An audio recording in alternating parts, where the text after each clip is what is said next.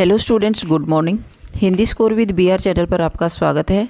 आज मैं आपके लिए लेकर आई हूँ कहानी कैसे लिखें। कहानी कैसे लिखें। कहानी लेखन की संपूर्ण जानकारी और उसके प्रमुख तत्व कौन कौन से होते हैं। तो चलिए आज कहानी कैसे लिखें पर एक्सप्लेन करते हैं। कहानी लेखन क्या है, कहानी जो हम लिखते हैं वो क्या है।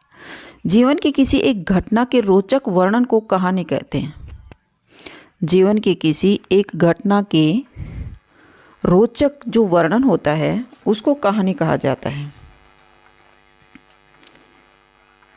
कहानी सुनने, पढ़ने और लिखने का चलन सदियों से मानव जीवन का हिस्सा बनता आ रहा है और ये मनोरंजन के साथ साथ ज्ञान भी प्रदान करता है। कहानी हमारा मनोरंजन तो करती है और साथ में शिक्षा भी मिलती है। आज हर उम्र का व्यक्ति कहानी सुनना या पढ़ना चाहता है। यही कारण है कि कहानी का महत्व दिन प्रतिदिन बढ़ता जा रहा है। बच्चों की शुरू से कहानी प्रिय होते हैं। बच्चे कहानी सुनना पसंद करते हैं। जैसे अपन भी छोटे थे तब कभी दादी से, कभी नानी से, कभी अम्मा से कहानी सुनते थे। बच्चों का स्वभाव कहानी सुनने और सुनाने का होता है, इसलिए बच्चे अच्छी कहानियाँ पढ़ते हैं। बालक कहानी लिख भी सकते हैं। कहानी छोटे और सरल वाक्यों में लिखी जाती है। कहानी के संवाद छोटे छोटे होते हैं और सरल भाषा होती है। कहानी कैसे लिखें। चाहे आप ढांचे के आधार पर कहानी लिख रहे हैं या फिर चित्र और किसी विषय पर, यह जरूरी है कि ढांचे, चित्र और विषय के बारे में अच्छे से सोचा जाए, उसके ऊपर अच्छे से विचार विमर्श किया जाए। उसके बाद अपनी कहानी की दिलचस्प तरीके से लिखना भी जरूरी है। और अगर वो लघु कथा है तो उसे छोटा ही रखा है। एक कहानी में ये सब बातों का ध्यान रखना भी जरूरी है। कहानी चित्र पर कैसे लिखते हैं वो आप डिसाइड करेंगे। चित्र शैली पर लिखोगे या किसी विषय पर लिखोगे। कहानी में कौन कौन सी बातों पर ध्यान दिया जाता है। कहानी का आरंभ आकर्षक ढंग से होना चाहिए। उसके संवाद छोटे छोटे होने चाहिए। कहानी का क्रमिक विकास हो, यानी क्रम वाइज विकास चलता रहे। उसका अंत भी स्वाभाविक हो और कहानी का शीर्षक मूल कहानी का शीर्षक हो। भाषा सरल और सुबोध हो। इन बातों का विशेष ध्यान दिया जाता है। इसके अलावा कुछ और बातें हैं जो आपकी कहानी लेखन में मदद करेंगी। तो वो कौन कौन सी विचार हैं, कौन कौन सी बातें हैं जो कहानी लेखन में हमारी मदद करती हैं। कहानी लेखन यानी कहानी लिखने में जो हमें सहायता प्रदान करती हैं। कहानी में विभिन्न घटनाओं और प्रसंगों को संतुलित विस्तार देना चाहिए। कहानी की जो घटना होती हैं या फिर प्रसंग हैं उनको संतुलित विस्तार होना चाहिए। किसी प्रसंग को ना बहुत अधिक संस्कृत लेना चाहिए, ना आवश्यक रूप से बहुत अधिक बढ़ाना चाहिए। तो उनका जो भी घटना है, जो भी प्रसंग है, उसको ज़्यादा संस्कृतनिष्ठ भाषा नहीं होनी चाहिए। भाषा सरल होनी चाहिए और उसको आवश्यकता के अनुसार बहुत अधिक बढ़ाना भी नहीं चाहिए। उसकी भी लिमिट होती है। कहानी का आरंभ आकर्षक होना चाहिए ताकि कहानी पढ़ने वाले का मन उसे पढ़ने में लगा रहे। कहानी का आरंभ आकर्षक होना चाहिए कि आगे क्या होने वाला है, इसी लालसा में पाठक उसको पढ़ता रहे। कहानी की भाषा सरल, स्वाभाविक तथा प्रभावशाली होनी चाहिए, जिसमें बहुत अधिक कठिन शब्द और लंबे वाक्य नहीं होने चाहिए। कहानी की भाषा सरल होनी चाहिए। पाठक के पढ़ते ही या श्रोता के सुनते ही कहानी समझ में आ जाए। उसके वाक्य भी छोटे छोटे होने चाहिए। कहानी के उपयुक्त एवं आकर्षक शिक्षा देना चाहिए। कहानी के उपयुक्त एवं आकर्षक शिक्षा देनी चाहिए। कहानी को प्रभावशाली और रोचक बनाने के लिए मुहावरों और लोकोक्तियों का प्रयोग भी किया जा सकता है। कहानी को प्रभावशाली और रोचक बनाने के लिए किसका प्रयोग किया जाता है? मुहावरों और लोकोक्तियों का प्रयोग भी किया जा सकता है। कहानी हमेशा भूतकाल में ही लिखी जानी चाहिए। भूतकाल यानी बीत गया। कहानी हमेशा कौन से काल में लिखी जानी चाहिए, भूतकाल में लिखी जानी चाहिए। संवाद छोटे होने चाहिए, भाषा सरल और सहज होनी चाहिए। उसके प्रसंग भी कर्मिक होने चाहिए, कर्मिक कर्म के अनुसार होने चाहिए। भाषा का जैसे आरंभ होता है उसी प्रकार अंत होना भी जरूरी है। कहानी शिक्षाप्रद होनी चाहिए।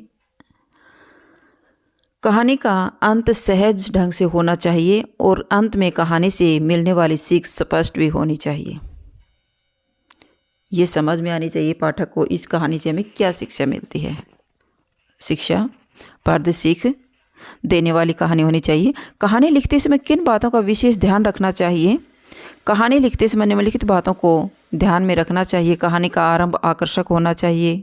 ये तो वही बात रिपीट हो रही है, थोड़ी सी एक बार रिपीट कर लेते हैं ताकि आसान हो जाएगा। कहानी का आरंभ आकर्षक होना चाहिए। कहानी की भाषा सरल, सहज और मुहावरेदार होनी चाहिए। कहानी की घटनाएं ठीक क्रम में लिखी जानी चाहिए। कहानी के वाक्य छोटे और क्रमबद्ध होने चाहिए और कहानी का उद्देश्य भी स्पष्ट होना चाहिए। किस उद्देश्य से ये कहानी लिखी गई है उसका उद्देश्य स्पष्ट होना चाहिए। कहानी शिक्षाप्रद होनी चाहिए। कहानी लेखन की संपूर्ण जानकारी, कहानी की परिभाषा, किसी घटना, पात्र या समस्या का क्रमबद्ध ब्यौरा जिसमें परिवेश हो, द्वंद्वात्मकता हो, कथा का क्रमिक विकास हो, चरम उत्कर्ष का बिंदु हो, उसे कहानी कहा जाता है। मोस्ट इम्पोर्टेंट है भाई, कहानी की परिभाषा क्या बनती है? किसी घटना, पात्र या समस्या का क्रमबद्ध ब्यौरा जिसमें, ब्यौरा यानी वर्णन, जिसमें परिवेश हो, द्वंद्वात्मकता हो, कथा का क्रमिक विकास हो, चरमोत्कर्ष का बिंदु हो, उसे कहानी कहा जाता है। कहानी जीवन का एक अविभाज्य अंग है, अविभाज्य, जो कभी अलग नहीं हो सकता। हर व्यक्ति अपनी बातें दूसरों को सुनाना और दूसरों की बातें सुनना चाहता है। कहानी लिखने का मूल भाव सब में होता है। कहानी हर कोई व्यक्ति लिख सकता है। इसे कुछ लोग विकसित कर पाते हैं, कुछ उस कहानी लिखने के भाव को विकसित नहीं कर पाते। नेक्स्ट टॉपिक है, कहानी हिंदी साहित्य के गद्य भाग का एक अभिन्न अंग है। मोस्ट इंपॉर्टेंट क्वेश्चन बनता है, कहानी हिंदी साहित्य का किस भाग का एक अभिन्न अंग है? गद्य भाग का, न कि एक पद भाग। पद भाग में कविताएं आती हैं और गद्य भाग में कहानी, नाटक, उपन्यास, ये सारे गद्य भाग में आ जाते हैं भाई, निबंध वगैरह। तो कहानी एक गद्य भाग का एक अभिन्न अंग है हिंदी साहित्य का। कहानी आधुनिक युग की देन है। किसकी देन है? आधुनिक युग की। इसकी समाप्ति एक बैठक में संभव है। कहानी छोटी होनी चाहिए। जब पाठक एक बार उसको पढ़ने बैठता है तो इतनी छोटी होनी चाहिए कि उसको कंप्लीट करके ही उठे। कहानी छोटी होनी चाहिए। कहानी के उसमें अलग अलग अंग नहीं होते, कहानी में सिर्फ एक ही अंग होता है। इसकी समाप्ति एक बैठक में संभव है, अर्थात कहानी इतना संक्षिप्त यानी छोटा होना चाहिए कि व्यक्ति एक बैठक में इसे पढ़ लेता है। और मुद्रण कला के विकास से गद्य साहित्य ने विकास की गति को निरंतर पकड़ा है। साथ ही मध्यम वर्गीय पाठकों के उदय से कहानी लिखने और पढ़ने के क्षेत्र में क्रांति उत्पन्न हुई है। किससे? मध्यम वर्ग के पाठक उसे पढ़ना चाहते हैं और लिखना भी चाहते हैं। प्रेमचंद ने कहानी तथा उपन्यास की रचना करके इस साहित्य को नई शिक्षा प्रदान की तथा उसे अमर बना दिया। किसने? प्रेमचंद ने। सुप्रसिद्ध कहानीकार माने जाते हैं भाई प्रेमचंद। कहानी लेखन के तत्व कौन कौन से होते हैं? मोस्ट इम्पॉर्टेंट क्वेश्चन बनता है भाई, तत्वों से संबंधित क्वेश्चन आता है, या फिर जो उसकी विशेष बातें कौन कौन सी हैं उनसे संबंधित है, या फिर उसकी परिभाषा में दे दिया जाता है। कहानी लेखन का तत्व, नाटक, उपन्यास आदि की भांति कहानी के तत्व भी होते हैं। इन्हीं के आधार पर पूरी कहानी की रचना होती है। तो कथानक होता है फर्स्ट पॉइंट। कथानक, कथा का नायक। कथानक, कथा का नायक। कहानी का केंद्र बिंदु कथानक होता है। मोस्ट इम्पोर्टेंट क्वेश्चन बनता है, कहानी का केंद्र बिंदु कौन होता है? कहानी का केंद्र बिंदु कथानक होता है, जिसमें प्रारंभ से लेकर अंत तक कहानी की सभी घटनाओं और पात्रों का उल्लेख होता है। जिसमें प्रारंभ से लेकर के अंत तक कहानी की सभी घटनाओं और पात्रों का उल्लेख होता है। कथानक को कहानी का प्रारंभिक नक्शा माना जाता है। कथानक को कहानी का प्रारंभिक नक्शा किसे माना जाता है? तो मोस्ट इम्पोर्टेंट क्वेश्चन बनता है, कथानक को माना जाता है। कहानी का कथानक आमतौर पर कहानीकार के मन में किसी घटना, जानकारी, अनुभव या कल्पना के कारण आती है। कहानी का कथानक आमतौर पर कहानीकार के मन में किसी घटना की जानकारी, अनुभव या कल्पना के कारण आती है। कहानीकार कल्पना का विकास करते हुए एक परिवेश, पात्र और समस्या को आकार देता है तथा एक ऐसा काल्पनिक ढांचा तैयार करता है जो कोरी कल्पना ना होकर संभावित हो और लेखक के उद्देश्य से मेल खाता हो। एक ऐसा काल्पनिक ढांचा तैयार करता है कौन? कथाकार। कथाकार यानी कथानायक, कथा को लिखने वाला एक ऐसा काल्पनिक ढांचा तैयार करता है जो कोरी कल्पना न होकर संभावित हो और लेखक के उद्देश्य से मेल खाती हो। कथा का नायक कौन है? उसमें मेन मुख्य पात्र होता है कथानायक। कहानी में प्रारंभ, मध्य और अंत कहानी का पूरा स्वरूप होता है। कहानी में कितने स्वरूप होते हैं? 3 होते हैं, प्रारंभ, मध्य और अंत। नेक्स्ट पॉइंट है फर्स्ट था कथानक, दूसरा है द्वंद्व। कहानी में द्वंद्व के तत्व का होना आवश्यक है। द्वंद्व कथानक को आगे बढ़ाता है तथा कहानी में रोचकता बनाए रखता है। कहानी में रोचकता कौन बनाए रखता है? द्वंद्व। द्वंद्व के तत्वों से अभिप्राय यह है कि परिस्थितियों के रास्ते में एक या अनेक बाधाएं होती हैं और उन बाधाओं के समाप्त हो जाने पर किसी निष्कर्ष पर पहुंचकर कथानक उस कहानी को पूरा करता है। उस कहानी में किस बात पर द्वंद्व हो रहा है, किस बात का वो के द्वारा कौन सी शिक्षा को उजागर करना चाहता है? द्वंद्व। कहानी की यह शर्त है कि यह नाटकीय ढंग से अपने उद्देश्य को पूर्ण करते हुए समाप्त हो जाए और कहानी द्वंद्व के कारण ही पूर्ण होती है। मोस्ट इम्पोर्टेंट द्वंद्व भी है। देशकाल और वातावरण। नेक्स्ट पॉइंट है देशकाल और वातावरण। हर घटना, पात्र और समस्या का अपना देशकाल और वातावरण होता है। कहानी को रोचक और प्रामाणिक बनाने के लिए आवश्यक है कि लेखक देशकाल और पर्यावरण का पर पूरा ध्यान दे। पर्यावरण का भी विशेष ध्यान रखा जाता है। वातावरण कैसा होगा कहानी में। नेक्स्ट है पात्र। पात्रों का अध्ययन कहानी की एक बहुत महत्वपूर्ण और बुनियादी शर्त है। हर पात्र का अपना स्वरूप, स्वभाव और उद्देश्य होता है। पात्र यानी उस कहानी में कौन कौन से व्यक्ति हैं और वो क्या क्या कार्य करते हैं। कहानीकार के सामने पात्रों का स्वरूप जितना स्पष्ट होगा उतनी ही कहानी आसानी से उसे पात्रों का चरित्र चित्रण करने और उनके संवादों को लिखने में आसानी होगी। कौन कौन से व्यक्ति अपना वहाँ पर रोल कर रहे हैं वो पात्र कहलाते हैं। कहानी के मुख्य 2 पात्र होते हैं, प्रमुख पात्र और गौण पात्र। प्रमुख पात्र कहानी के नायक नायिका होते हैं। प्रमुख पात्र कौन होते हैं? कहानी के नायक और नायिका। गौण पात्र वह होते हैं जो बीच बीच में उपस्थित होकर कथानक की गति प्रदान करते हैं और पाठकों का ध्यान आकर्षित करते हुए उन्हें मनोरंजन कराते हैं। प्रमुख पात्र कहानी के होते हैं नायक और नायिका, और गौण पात्र होते हैं जो बीच बीच में आकर के अपना कथानक को आगे बढ़ाने का काम करते हैं, वो गौण पात्र कहलाते हैं, और बीच बीच में जो लोगों का मनोरंजन करवाते हैं। नेक्स्ट पॉइंट है चरित्र चित्रण। पात्रों का चरित्र चित्रण पात्रों की अभिरुचियों के माध्यम से कहानीकार के द्वारा गुणों का बखान करके पात्र के क्रियाकलापों, संवादों के माध्यम से किया जाता है। उनका कहानी में उन पात्रों का चरित्र कैसा है उसका भी विशेष महत्व होता है। नेक्स्ट है संवाद। कहानी में संवाद कैसे हों? छोटे होने चाहिए संवाद, सरल सहज भाषा में होने चाहिए। कहानी में संवाद का विशेष महत्व है। संवाद यानी लोगों की बातचीत, कहानी में लिखने का बातें। संवाद की कहानी को और पात्रों को स्थापित एवं विकसित करते हैं, साथ ही कहानी को गति देते हैं और आगे बढ़ाते हैं। कौन? संवाद। जो घटना का या प्रतिक्रिया का कहानीकार घटती हुई नहीं दिखा सकता, उन्हें संवादों के माध्यम से सामने लाता है। संवाद लिखते समय कहानीकार को चाहिए कि वह पात्रों के अनुकूल भाषा और शब्दावली का चयन करें।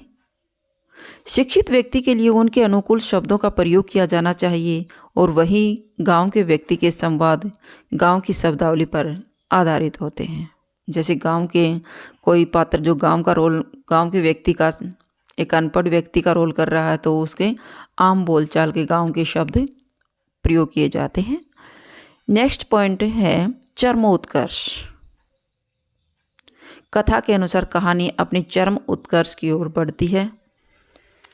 सर्वोत्तम यह है कि चरम उत्कर्ष पाठक को स्वयं सोचने के लिए प्रेरित करे और उसे लगे कि उसे स्वतंत्रता दी गई है, उसने जो निष्कर्ष निकाले हैं वह उसके सामने होते हैं। अंत में उसका क्या निष्कर्ष निकलता है, जब कहानी का अंत होता है तो उसमें कौन कौन से निष्कर्ष निकाला जाता है वो उसके सामने समझ में आना चाहिए। नेक्स्ट है कहानी लेखन की कला। कहानी लेखन की कला को सीखने का सबसे अच्छा और सीधा रास्ता यह है कि अच्छी कहानियाँ पढ़ी जाएं और उसका विश्लेषण किया जाए। कहानी लेखन की कला कैसे उत्पन्न की जाती है कि कहानी लिखने की कला को सीखने से सबसे अच्छा तरीका है कि अच्छी अच्छी कहानियाँ पढ़ी जाएं और उनका विश्लेषण किया जाना चाहिए। अपने स्मृतियों तथा अनुभव के आधार पर लिखने की शैली को विकसित किया जाना चाहिए। अपनी स्मृति, अपनी याददाश्त के अनुसार और जितना कहानियों को पढ़कर जो अनुभव किया है उनको लिखने की शैली विकसित की जानी चाहिए। यह आपके भीतर छुपे हुए कहानीकार को बाहर निकाल सकता है। तो ये थी आपका कहानी कैसे लिखें, कहानी की प्रमुख जानकारी और कौन कौन से कहानी में प्रमुख तत्व होते हैं, कहानी की भाषा कैसी होती है। कहानी की भाषा सरल और सहज होनी चाहिए, छोटे छोटे संवाद होने चाहिए ताकि पाठक या श्रोता के पढ़ते ही या फिर सुनते ही कहानी अच्छे से समझ में आ जाए। कहानी के 3 भाग होते हैं, प्रथम आरंभ कहानी, फिर मध्य और फिर उसका अंत। कहानी छोटी होती है, जब पाठक उसको पढ़ने के लिए बैठता है तो उसको कंप्लीट करके ही उठे, वो एक संक्षिप्त रूप होता है कहानी। कहानी को प्रभावशाली बनाने के लिए मुहावरों का प्रयोग किया जाता है और उसके पात्र दो प्रकार के पात्र होते हैं, प्रमुख पात्र और गौण पात्र। प्रमुख पात्र होते हैं नायक नायिका और गौण पात्र होते हैं बीच बीच में आकर के कहानी को जो उसके निष्कर्ष तक पहुंचाते हैं और लोगों का मनोरंजन करते हैं, वो गौण पात्र होते हैं। तो ये थी आपकी कहानी। कहानी के प्रमुख तत्व कौन कौन से हैं? कथानक, चरित्र चित्रण, देश काल वातावरण और कौन कौन से थे?